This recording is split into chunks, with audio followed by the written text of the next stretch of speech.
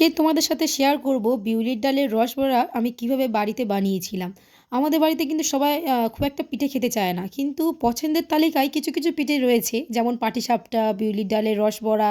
তাই রসবড়াটাই আজকে আমি তোমাদের সাথে শেয়ার করে নিলাম। প্রথমে আমি সকালবেলা বিউলির ডালটাকে খুব ভালোভাবে ভিজিয়ে দিয়েছিলাম, আর সন্ধেবেলা সেটাকে খুব ভালোভাবে মিক্সারে ব্লেন্ড করে নিয়ে স্বাদ মতো লবণ আর একটু মৌরি দিয়ে খুব ভালোভাবে ফাটিয়ে নিয়েছিলাম। খুব ভালোভাবে ফাটাতে হয় যাতে রসবড়াগুলো একদম তুলতুলে নরম হয়। তারপরে একটা চিনির শিরা বানিয়ে নিয়েছিলাম, একটু চিনি বেশি করেই চিনির শিরাটা বানিয়েছিলাম।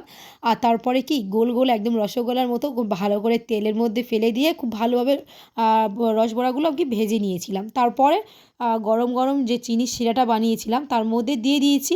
আধা ঘন্টা রাখার পর ওটা একদম পুরো রসগোল্লার মতো নরম তুলতুলে হয়ে গিয়েছিল। দারুণ কিন্তু খেতে লেগেছিলো এই রসবড়াটা। তোমরাও বাড়িতে ট্রাই করো। আর কে কে এরকম পিঠে পছন্দ করো না সেটাও